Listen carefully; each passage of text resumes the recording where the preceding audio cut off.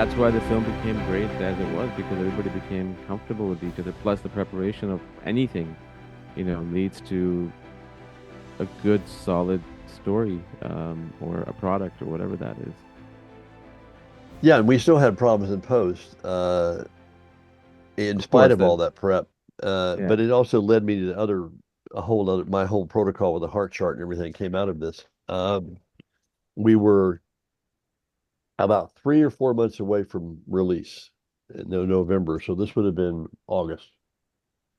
And we'd had a couple of difficult previews. It's Francis and I's memory differs on this, so this is my memory as the writer. Um, they'd had a couple of difficult um, uh, previews, true. Yeah. and there was some concern about the studio about how the movie was going. And I get a phone call in New York one night. My wife said, "Hey, it's Coppola on the phone." It was like 11 o'clock at night. Uh, and when he calls, you get on the phone. Yes, yes, sir, Mr. Coppola. And he basically was calling to tell me that he was very disappointed in the film. He was disappointed in the studio. He disappointed in the actors. He was disappointed in the script. He basically wasn't real happy with where things were after all this time and all this prep we did.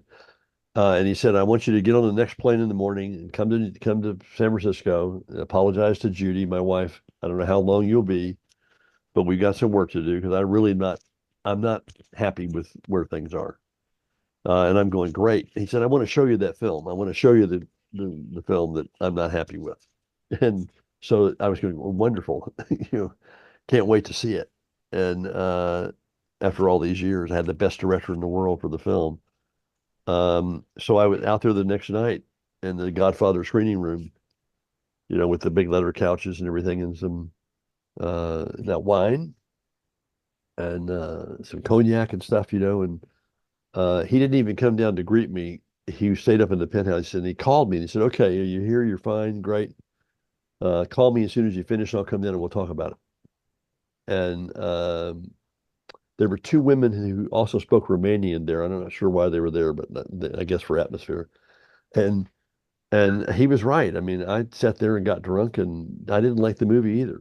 And I'd seen all the dailies and been on the set a lot of the time, and everybody had revered the script and protected it. And this was a kind of, a jumble. So he finally called. I think it must have been about midnight. He finally called downstairs and said, "You didn't call me." I said, "Yeah, I didn't like it either." You know. So he said, "I'll come down." So he came down um, like an 18-year-old kid. I mean, just full of energy and life. And he had his smoking jacket on and his cravat and his little cigars and his Turkish fez and little slippers and just came in and he sat down on an ottoman and right in front of me, just leaning forward, said, "Now I want to tell you about the movie." And I was sitting there going, "Wow, isn't that the movie we made?" Yeah, excuse me.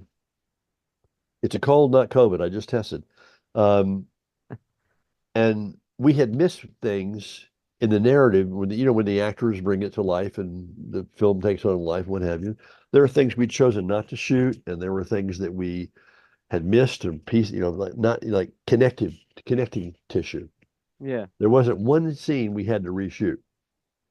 But what we did for the next 2 weeks was go through identifying the narrative where we were missing clarity or where we were missing some moment that we needed or some brushstroke.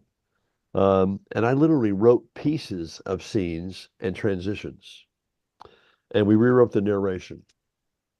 And then if the next thing he had to do was get the studio who was already worried, to put up more money to bring Winona and Gary back to do reshoots and Sir Anthony. And a cut an improved cut that we had done to George Lucas, to get his opinion, and to Mike Mignola, who was our up and coming graphic novelist at that point, who was doing the novel. And so George watches the film, Lucas watches the film, and he says, "You broke your rules," because the ending had always been a controversial ending. In the original script, spoiler alert, for those of you who've never seen Dracula, in the original script, they go, Winona and Mina and Dracula go into the chapel. He's been stabbed in the chest with a Bowie knife by a Texan, and they go into the chapel. She drives the knife through him into the stone. He dies and she's redeemed. And in the script and the ending that was shot was she gets up and leaves the dead Dracula, walks out of the chapel into the arms of Keanu Reeves, and they walk off into the sunset. The audience hated it. The preview audiences were bullshit, boo, no. Everybody wanted Dracula and Mina to stay together because he really now was the hero of Mm. the Dracula story, which had never been done before. It was always Jonathan Harker and his crew getting rid of that mean old monster coming to mess with our women. And here it was everybody wanted Dracula and Mina to stay together. And that's when George said, "You broke your rules. You showed us how to kill a vampire in this like nobody's ever shown us before. You have to cut off their head and cut out their heart, and then you put a stake in. She has to cut off his head at the end to fully release him and complete the cycle." So I remember Coppola calling me back in New York and saying, "Okay, so do you think that we can get Winona back to work with Gary if she cuts off Gary's head?" And I remember saying something like, "That's the only way you'll get Winona back if she's going to cut off Gary's head." Because at that point, they clearly did not get along. I mean, 2 weeks into the shoot, they were already having issues. So when you now see the movie, and he did it, he brought everybody back. Those beautiful sets that were built like stage sets, so they folded instead of having to rebuild them. So in the last scene in the film, there are medium shots and close-ups and wide shots that were taken almost a year apart, and it's seamless. You can't tell. And she cuts off his head. She's healed, and up in the cathedral and the frieze of Dracula and Mina together in the heavens, that was Roman's idea. And that's what the audience wanted. They wanted them to be together somehow and spiritually and whatever. So that was the beginning of the heart chart and this whole analytical thing that I do on scripts before you get in the editing room, before you shoot. Francis was very generous that way in helping me find a way where I could start analyzing my own work. So this didn't happen. And to Francis' credit, the studio was, he embattled the studio to get this money. He didn't he would not let them take over the film. I saw this fearless artist, fight to get the best way possible to tell the story. He never gave up, and it's still inspiring to me that here at 85 or 84, he's finally got Megalopolis done, which has been a passion project of his for 40 years. I'm sorry I went on a bit, but No, no, it's fine. it's what I learned about him as an artist.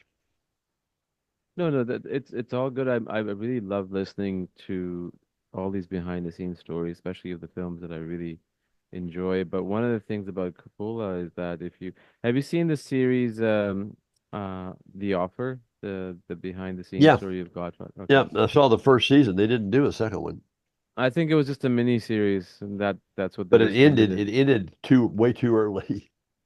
Yeah.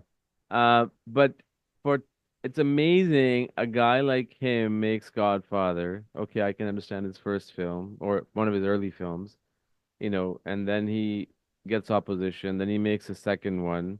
I don't know if he got much opposition, but probably not as much as the first one. Then the same thing with Apocalypse Now, same thing with Dracula, same thing with what One was from the the other heart. movie there? Yeah.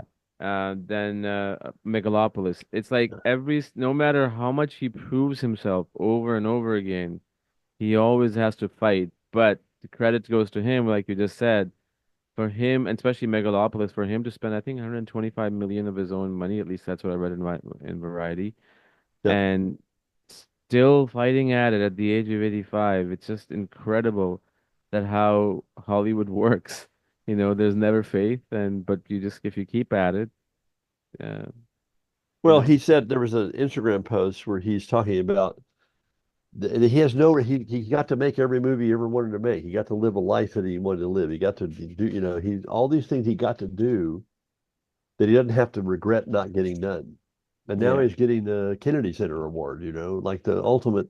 Oh, I think that's the ultimate recognition, is to for finally be sure. recognized by the Kennedy Center Arts. And I don't know. I mean, he was so fierce in his artistry. We almost didn't shoot the film. The film almost fell apart 3 days before shooting. Another lesson from the maestro. We were rehearsing. There's a church at Franklin and Highland in LA where a lot of films rehearse because they got a big gym in the back, and you can bring in, furniture stuff. We were rehearsing there with the full cast. Mm. Ballhouse, that's where he had the high eight camera, and we're rehearsing, and I'm there and taking notes and what have you. We're discussing, and then we're supposed to shoot like in less than 5 days. There's sort of the last, and we're shooting the scene where Gary takes Winona to his chest and opens it up, and she drinks from him and all that stuff. And they come in with Van Helsing and Sir Anthony. Everybody comes in with their holy water and silver bullets and crucifixes and stuff, and Gary stands up in the little bed we had there for him, and he starts delivering the lines, and he just stops cold and said, "I can't do this, Francis. I can't do the scene." And Francis basically said, "Wait a minute, this is all of you guys wanted every line. I put every line back in the script that you wanted back in here. This is what you wanted, yeah. And now you tell me you can't do it." And he said, "No, I can't. I'm standing here in my underwear, and they're saying this stuff. They're not afraid of me. They're not afraid of me. And they've got all their shit that they're doing to me." And Francis, I could just see, went, "Okay." And he turns to me, he says, "Jim, take everybody to lunch around the around the petition there, and you guys go over the scene till you get it right. Then I will let you know if we're going to make this movie." And everybody's looking at me going, and I've got all these Academy Award winners and these, and they're, fuck. So, and I say, "Okay, everybody, let's go. Let's get away from Francis and let's go away and have lunch here." And everybody's going, "What the fuck, what's going on?" And Gary's like, and all of a sudden we hear all this crashing and this tables turning over and chairs and stuff being thrown, and I go running around the partition and I see Francis disappearing out the back door with his fez on, his beret, and the place has been trashed. He's thrown coffee on scripts. He's turned over the tables, turned over the chairs, uh, and he's gone. And Anahid Nazarian, his lifelong, she was always more than an assistant. She now produces for him. She was standing there with her arms crossed, just facing everybody. And Anahid announced to all of us that we were supposed to go home or to our hotels, and wait to hear from Francis over the weekend whether or not we're going to make the movie. If you want to watch the full conversation of this clip, be sure to click here and don't forget to like, subscribe, and share.